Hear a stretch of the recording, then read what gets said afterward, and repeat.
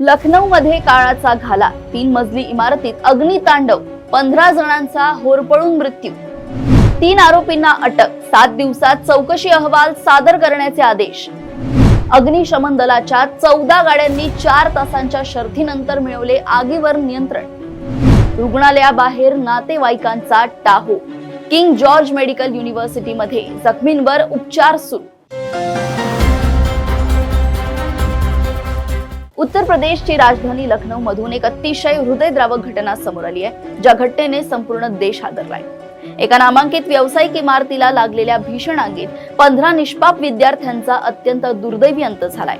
जीव वाचवण्यासाठी विद्यार्थ्यांनी 3ऱ्या मजल्यावरून घेतलेल्या उड्या, तो आगीचा थरार आणि प्रशासनाचा निष्काळजीपणा. नक्की तिथे काय घडलं, आग कशामुळे लागली आणि मुख्यमंत्र्यांनी कोणती मोठी कारवाई केली आहे, पाहूया हा सविस्तर रिपोर्ट. उत्तर प्रदेशची राजधानी लखनौ मधील अलीगंज पूर्णिया परिसरात 22 जून रोजी दुपारी 3 वाजताच्या सुमारास एका 3 मजली व्यावसायिक इमारतीला लागलेल्या भीषण आगीत 15 विद्यार्थ्यांचा गुदमरून आणि होरपळून दुर्दैवी मृत्यू झाला. या दुर्घटनेत अनेक जण गंभीर जखमी झाले असून त्यांच्यावर किंग जॉर्ज मेडिकल युनिव्हर्सिटी रुग्णालयात उपचार सुरू आहे. इमारतीमध्ये एका अॅनिमेशन प्रशिक्षण केंद्रासह गेमिंग झोन, सॉफ्टवेअर ऑफिस आणि तळमजल्यावर प्राण्यांचे क्लिनिक सुरू होते. आग एवढी भयानक होती की इमारतीमध्ये अडकलेल्या 30हून अधिक कर्मचारी आणि विद्यार्थ्यांनी जीव वाचवण्यासाठी खिडक्यांमधून बाहेर लटकणाऱ्या तारांचा आधार घेतला, तर काहींनी थेट 3ऱ्या मजल्यावरून खाली उड्या मारल्या. या हृदयद्रावक घटनेमुळे संपूर्ण परिसरात आणि वैद्यकीय क्षेत्रात मोठी खळबळ उडाली आहे. प्राथमिक माहितीनुसार खालच्या मजल्यावरील एसी मध्ये झालेल्या भिगाडामुळे ही आग लागल्याचा संशय एका कर्मचाऱ्याने व्यक्त केलाय.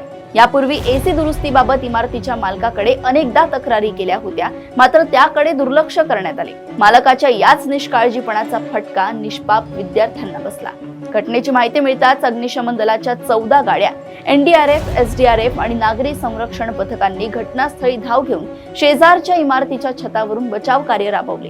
तब्बल 4 तासांनंतरही इमारत धुमसत होती. या प्रकरणी पोलिसांनी निष्काळजीपणाचा ठपका ठेवत रामकृष्ण उपाध्याय, वीरेंद्र प्रसाद शुक्ला आणि कृष्णा जयस्वाल या तिघांना अटक केली आहे. घटनेचे गांभीर्य ओळखून मुख्यमंत्री योगी आदित्यनाथ यांनी आपला अलीगढ दौरा अर्धवट सोडून थेट लखनौ गाठले.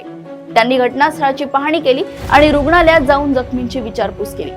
मुख्यमंत्री योगी आदित्यनाथ यांच्या निर्देशानुसार 2 सदस्यीय विशेष तपास पथक स्थापन करण्यात आले असून 7 दिवसात अहवाल सादर करण्याचे आदेश दिले आहेत. तसेच लखनौ विकास प्राधिकरणाचे 2, ऊर्जा विभागाचा 1 आणि अग्निशमन विभागाचा 1 अशा एकूण 4 जबाबदार अधिकाऱ्यांना तातडीने निलंबित करण्यात आले. या भीषण दुर्घटनेबद्दल राष्ट्रपती द्रौपदी मुर्मू, पंतप्रधान नरेंद्र मोदी आणि संरक्षण मंत्री राजनाथ सिंग यांनी तीव्र दुःख व्यक्त केले आहे. उत्तर प्रदेश सरकारकडून मृतांच्या कुटुंबियांना 5 लाख रुपये तर केंद्र सरकारच्या प्रधानमंत्री राष्ट्रीय मदत निधीमधून प्रत्येकी 2 लाख रुपये आणि जखमींना 50,000 रुपयांची आर्थिक मदत जाहीर करण्यात आली आहे. शॉर्ट सर्किट किंवा एसी मधील बिघाड, कारण काहीही असो, पण इमारतीच्या मालकाचा निष्काळजीपणा आज 15 उमद्या तरुणांच्या जीवावर बेतलाय. मुख्यमंत्री योगी आदित्यनाथ यांनी 4 अधिकाऱ्यांना निलंबित केलंय आणि दोषींना कडक शिक्षेची ग्वाही दिली आहे. पण जे जीव गेले ते परत येणार का, हाच मोठा प्रश्न आहे. अशाच घडामोडी व अपडेट्स मी ऐश्वर्या आपल्यापर्यंत घेऊन येत राहील. तोपर्यंत बघत रहा देशोन्नती. नमस्कार.